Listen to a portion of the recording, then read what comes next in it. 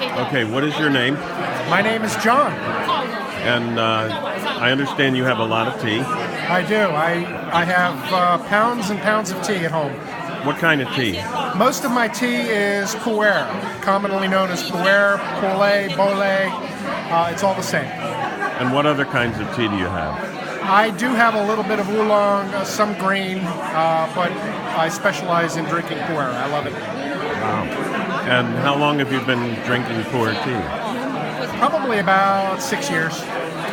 And tell me about Puer tea. Puer is fairly unique in the tea world. Most teas, as they age, they get weaker and weaker in flavor. They're not preferred. They go stale.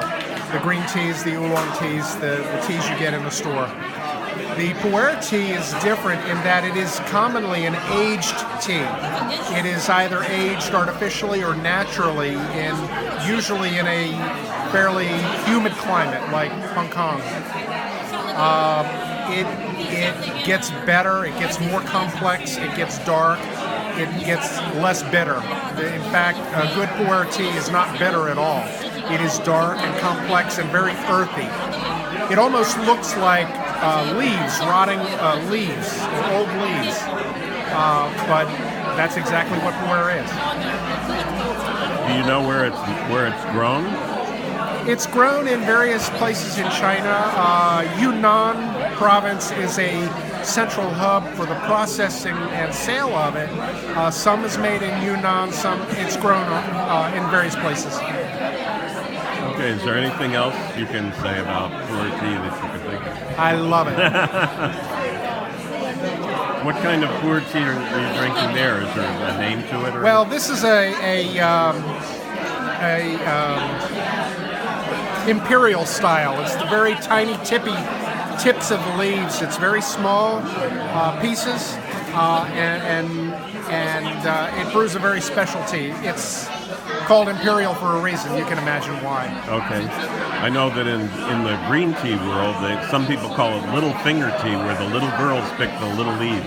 Yes, those are the young leaves. They're very tender, and they take small hands to pick them and find the right leaves. Is it the same idea with the Puer tea then? No, the Puer tea are typically older leaves, but they take just the tips of the leaves on this type. Oh, just the tips of the larger leaves. Right, and then the more common Puer cakes, the ones that look like platters or discs, are about, I want to say, a half a pound each, 450 grams.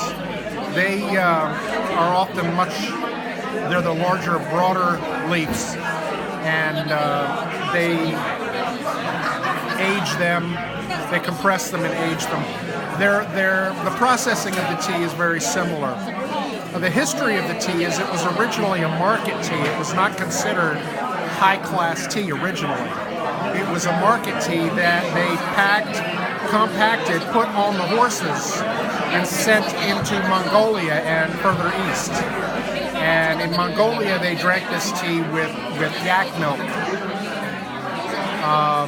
and sugars.